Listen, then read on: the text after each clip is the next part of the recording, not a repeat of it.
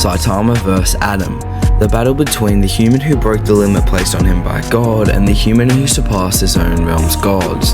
So who wins, the One Punch Man vs. Adam Record of Ragnarok? Saitama, the man that throughout the harshest training routine became too powerful. The One Punch Man realm being a monster-infested world, but to counter these so-called monsters, there's heroes, ranging from C-class heroes all the way to S-class. But throughout all of these heroes and monsters, there's a certain individual, an individual who is so powerful he can defeat any opponent in one punch, Saitama. With Saitama gaining the strength by going through one of the hardest and aggressive training routines known to mankind. 100 push-ups, 100 sit-ups, 100 squats and a 10-kilometer run every single day for 3 whole years. But the most important aspect of his training was not using the AC once throughout the entire 3 years to condition the mind.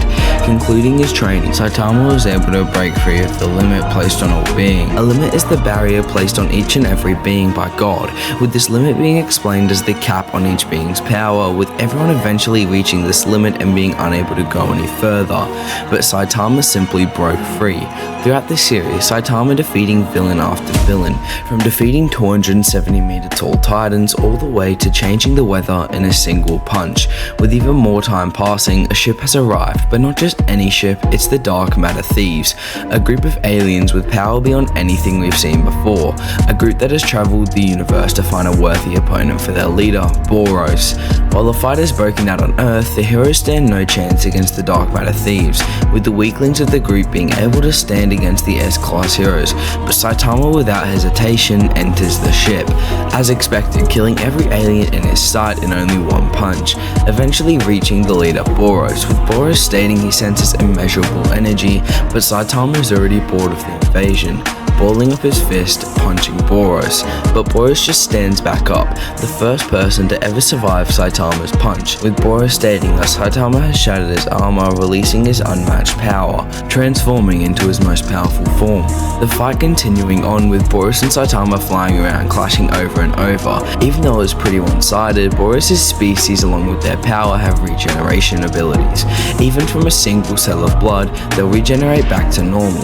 Saitama using a move no villain should be able to survive, consecutive normal punches, tearing Boros' body apart into hundreds of pieces, but Boros just regenerates back together, appearing underneath Saitama, kicking him to the moon.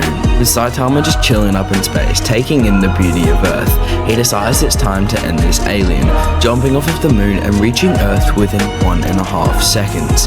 This speed calculating up to roughly 290,000 meters per second, reaching the speed of light.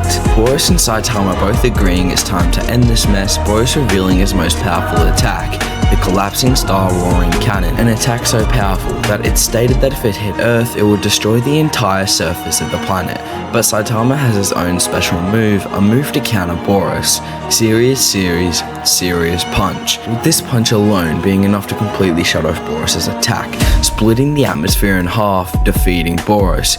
In Boros' final moments, he states to Saitama, "You are still holding back." With Boros gone, Saitama is now left alone as the strongest throughout the verse once again, with him fighting more incredibly powerful opponents such as Elder Centipede, Overgrown Rover and the King of the Monsters, Orochi, but Saitama defeats them all in a single punch. With Garou now being introduced into the series, but Garou isn't just some regular character, this antagonist being so driven by the goal of becoming a monster that he's able to change his own biology, going through multiple transformations throughout the series, becoming the most powerful villain we've seen yet, but still standing no chance. We're now introduced to a character who's possibly even stronger than Saitama, God, with God being a mysterious entity that the top hero Blast has been in a war with for multiple years. This God coming face to face with different characters and blessing them with power unlike none other. But this being has set his eyes onto a new target, someone who has the potential to pass Saitama's strength. God taking Garou's most influential form, Bang, his old master, offering Garou unimaginable strength, and all he has to do to get the strength is take God's hand. Garou refusing this offer, slapping God's hand as he doesn't want to cheat his strength, but when Garou arrives back down to Earth, he's no longer a mere monster. He's become the absolute evil.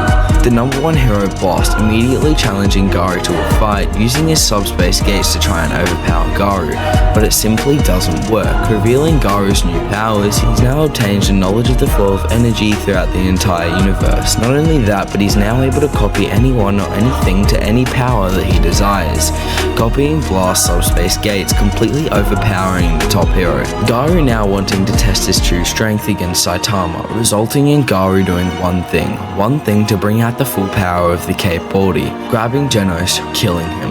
Throwing the core to Saitama, catching Genos' core, that's it. Garou's done it. Saitama isn't messing around. While still holding Genos' core in one hand, Saitama immediately launching at Garou, using serious punch, but Garou immediately copying Saitama, replicating his own serious punch, creating serious punch squared. The shockwave of this punch alone being so powerful, resulting in Blast using all of his power to redirect it to another direction, launching both Saitama and Garou onto one of Jupiter's moons, but in the other direction they've left a hole in space.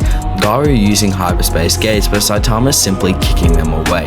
The fight continuing on, with Garou using every martial art throughout all existence, but as a counter, Saitama uses serious table flip, ripping the surface off the moon, sending Garou flying.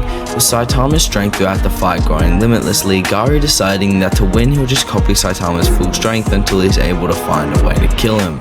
But as the fight's continuing, Garou noticing that something's not right. Garou's strength is growing, but Saitama's strength is not only growing, but the pace at which it's growing is multiplying by the second. As Garou's beginning to lose hope, Saitama shows why he's simply too powerful. His nose begins itching until serious sneeze. This sneeze being so powerful, the air pressure of it alone destroying Jupiter. Garou deciding it's definitely best for him to get away from the beast that's awoken, as he stands no chance now, throwing Saitama in the opposite direction of him and using a subspace gate to get back to Earth. But Saitama's been pretty cold while in space. He's been holding in a fart, not just any fart, but a serious fart, launching himself throughout space, catching back up to Garou within moments, slamming Garou straight in the face, sending him flying down onto Earth. With Garou seeing the kid he had befriended was dead, he doesn't want to fight anymore. Wondering why Saitama isn't killing him, Saitama says he was forced to hold back as the kid said not to kill you, just to give him a good beating. Garou now telling Saitama it's up to him to fix the mistakes he's made, stating if anyone can master the power of God without taking his hand, it's you. While God's taking away Garou's powers, he's revealing a technique allowing the user to travel throughout time freely. Saitama copying this technique perfectly. As he's traveling throughout time, he begins to see all of his memories, finding the moment Garou appears as the absolute evil, clenching his fist, launching onto Garou, and with one punch defeating him.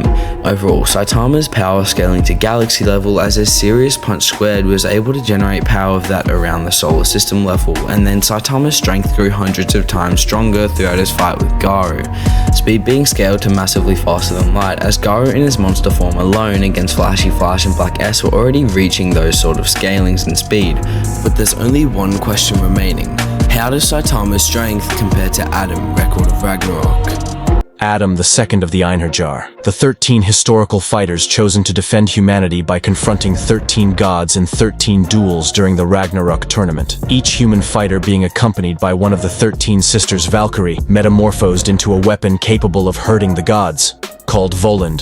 The Voland of Adam is an American fist generated by Regan Life, the seventh sister Valkyrie. He is the first human in history, born 7 million years ago. He is considered the most hated man by the gods, since he left the paradise of his creators to go down on Earth with Eve, founding their own paradise. As a soul in Valhalla, Adam is unable to die through aging and remains in his peak condition during his lifetime. He was declared to have a knack for unarmed combat, as he was also shown to be skilled at using techniques copied from Zeus, can copy any technique or ability of the gods he sees with divine reflection. This also allows him to copy transformations and biological powers. The human combatants fuse their being with the Valkyries into one, including their souls. After the fusion, the minds and souls of the Valkyries are part of their user, while their body transforms into the weapon that best suits it. He stood his ground against the menacing aura exerted by the Adamus form of Zeus. His will was so strong that his body was still capable of fighting even after death, capable of fighting against and damaging Zeus, who is above the likes of Shiva, who can both create and destroy the world in a whim, and Thor, who is capable of shattering Earth. Zeus experienced the Big Bang and called it a mere thrill, defeated his father Cronus, the guardian of space-time, who was declared the strongest in the universe at the time, as well as being implied to be able to destroy heaven in his Adamus form. Stronger than Lu Bu, who can cut the clouds, and is stated to be the strongest warrior Brunhilde had met on the battlefield. Stronger than Qin Shi Huang, who was able to kill the demon god Qiyu after 6 days of fighting without use of a Volander. Stronger likes of Poseidon, who is stated as being the most fearsome god, and is also feared by other gods. Hermes states that no god can object him. Same Poseidon killed Adamas in a single blow, who had consumed the blood of Kronos. Kronos in the past drew blood from Zeus in battle, implied to have flooded the earth for 40 days. Stronger than Tesla, who was able to contend with and greatly injure Beelzebub, even without direct attacks. One of his Tesla coils was capable of repelling lethal damage from Beelzebub's original sin of the netherworld. Stronger than Hades, who is comparable to his brothers, and acts as a chief god alongside Zeus, Odin, and Shiva. Hades also single-handedly slaughtered all of the escapee titans from Tartaros, who would have overwhelmed the Greek pantheon alongside the giants. Stated to be stronger than Qin Shi Huang by Zeus, able to overpower Beelzebub in the past, who admitted he could not defeat Hades. When his bedant was infused with Pluto's ichor, Hades was capable of effortlessly piercing Qin Shi Huang's almighty spaulders, which is regarded as the Valkyrie's divine weapon with the highest defensive strength. During Zeus and Adam's fight, the two continue to go faster and faster until they are having a fight in a time frame of less than 1/100 millionth of a second. So basically any movement at all is going to be massively fast. This will be a low ball, as the two are moving much more than this in the allotted time frame. Ares could only see Poseidon's movements as afterimages, yet had no trouble seeing Zeus's attacks. Adam grows so fast that he reaches picosecond of reaction time.